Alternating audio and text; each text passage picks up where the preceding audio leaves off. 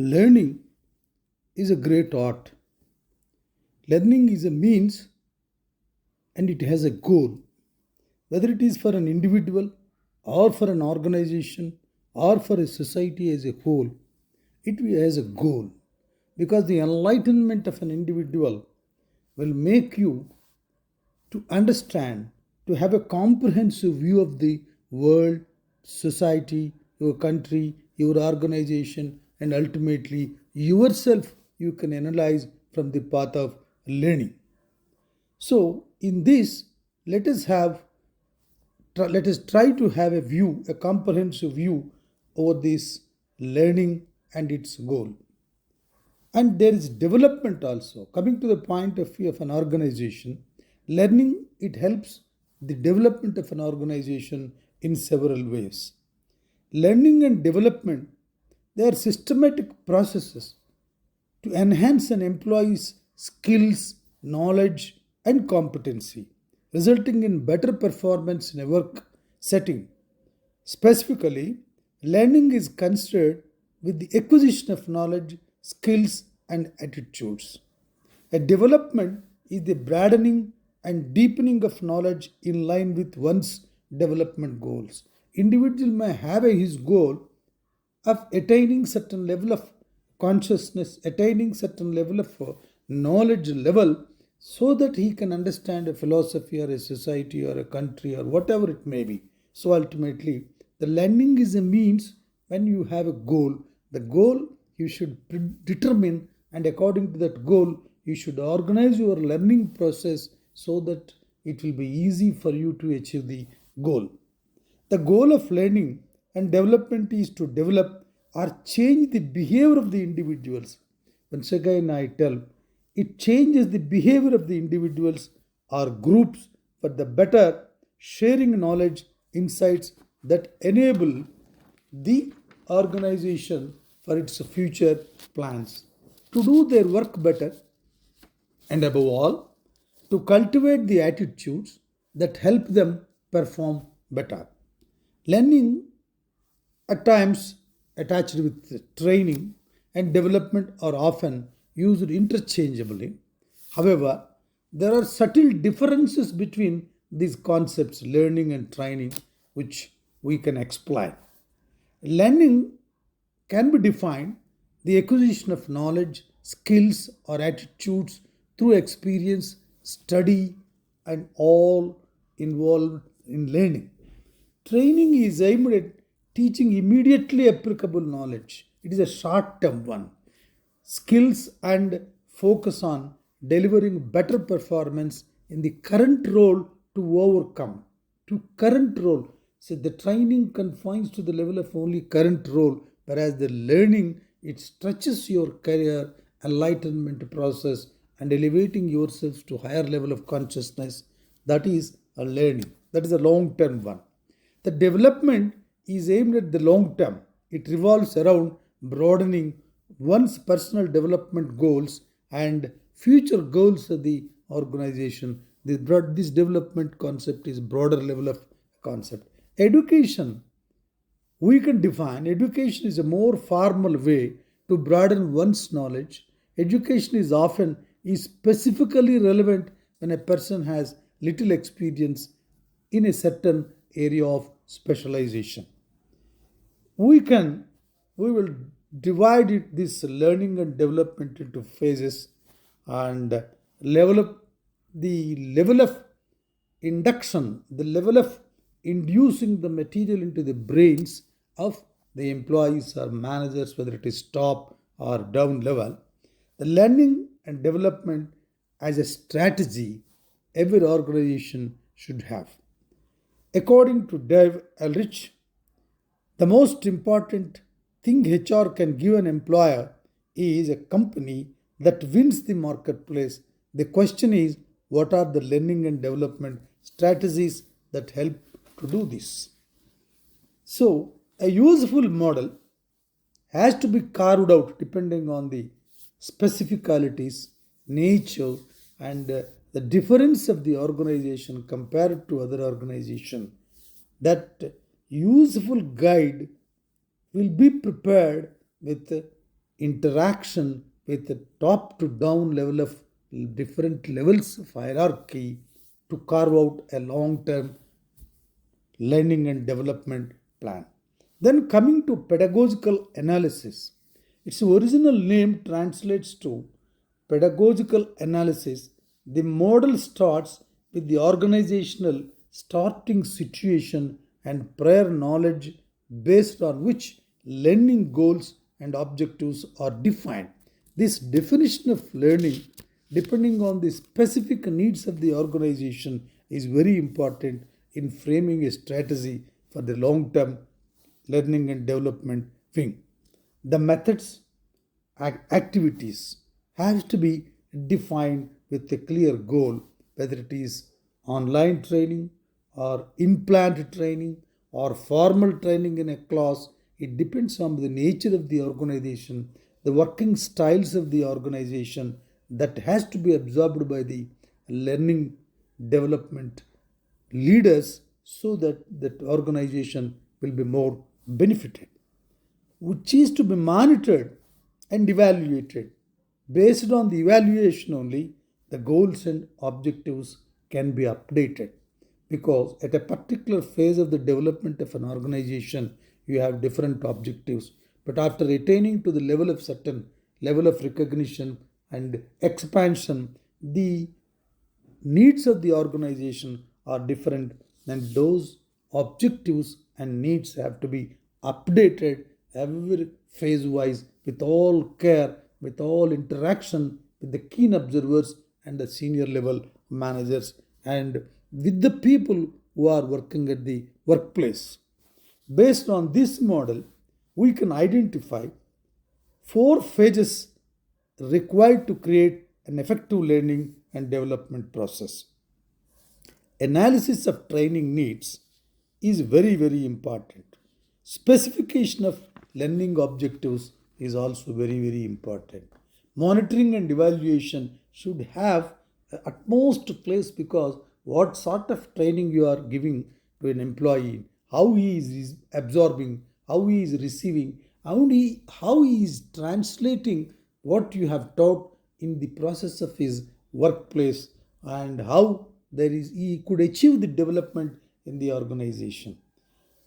Firstly and foremost, analysis of the training needs.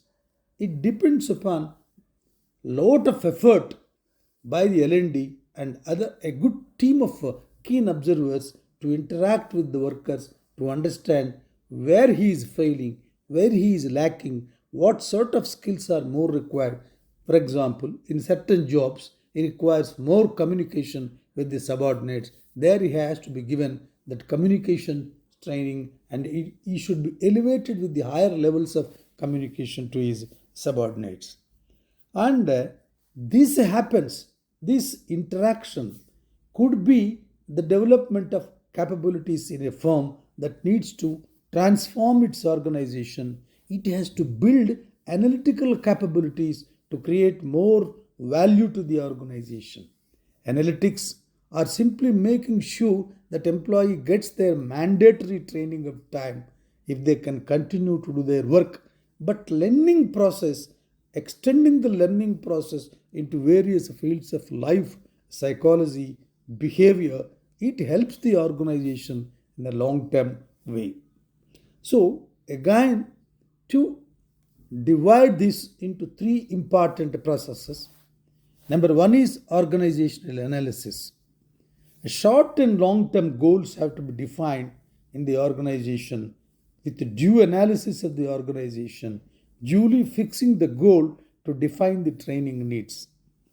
The organizational climate in order to be an effective in the long term. For example, assertiveness training is a very hierarchical organization training with a culture in which personal initiative is not appreciated but in a way it is not recognized, not to be effective. It may even counterproductive. So this has to be thoroughly discussed in inducting correct material into the brains of the managers. Then next one, the task, function and competency analysis. A group of workers or a group of managers working in a specific segment, they have to be identified. The organizational need has to be communicated to them. A function or task level, their competencies, skills required to be successful in one's job. Personal analysis. In this analysis, job performance is evaluated, current competencies and knowledge performance and skill levels are identified. The key source for this analysis is often the performance evaluation. Then, as a measure of giving a task to the learning and development wing, specification of learning objectives have to be given by the top management so that L&D can develop its own strategies and its own ways of inducting knowledge into the minds of the worker. Ability to realize specific objectives. It requires a lot of interaction, debate, discussion about the organizational climate and its requirements. The conditions required for effective behavior. What are the conditions required for the increasing the level of the behavior in an effectively? For example, during the 30-minute sketch with managers, you can be able to identify their strategic people needs and be able to summarize these things what they require exactly can be identified and the methodology of the training and development can be given to them correctly. A specific and measurable training goal. Any training goal must be specific and it should be measurable. Otherwise, the learning has a very deep connotation. It has no end. Anantavai jnanaha. This is what our ancient wisdom says, that there is no end for the knowledge. Jnanam anantam. Knowledge is endless. This is where we should be in a position to clearly have a measurable training or learning goal. A learning intervention can have multiple learning objectives. Another example, objective for this training could be that business partner is able to relate to each of the manager's strategic objectives. An integration between various departments also require training because they should be taught the integration process, how various segments can be integrated to achieve the objectives of the organizational goals. In addition to the learning methods, techniques, pacing, setting, and money, and many more factors are determined. Learning can be a trainer centered or a trainee centered. A trainer should concentrate. Methods include seminars, presentations, lectures, keynotes, and lessons. Trainees they should be measured what exactly their brain requires. That is the skill of a learning and development wing with the assistance of the top management. Monitoring and evaluation. Okay, wonderful that we have given good process of training, but what exactly the monitoring evaluation? If there is no monitoring, the monitoring of the pace of knowledge that you have inducted into the minds of the managers and workers and how they are able to transform and translate these things, this training and knowledge put into their mind into the actual productivity or actual process of the working in an organization. Evaluation collected and reviewed, improvements are made for future learning interventions. This again here, a lot of concentration has to be there by keen observers, senior managers, along with the L&D wing to plan for the future. It requires a good model. This requires a lot of effort. Hence, I plead that learning and development wing in any organization, it must be active, it must function as a lifeline in order to take the organizational personnel for the future needs of the organization and expansion of the organization. The learning and development give concentration or emphasis only on skills. I think it may not work very well to the organization. It must concentrate on inducting humanities, inducting various levels of social development, the social problems, because after all, organization has been emanated from the society, so naturally the impact of the society will be on the organization. There, the technique, the art, the knowledge of the L&D people working in an organization will lead the organization to the relevant level of learning induction, to the level of inducting the training material into the brains of the learning and development of an individual or a batch or to the level of a top manager who takes decisions. Thank you.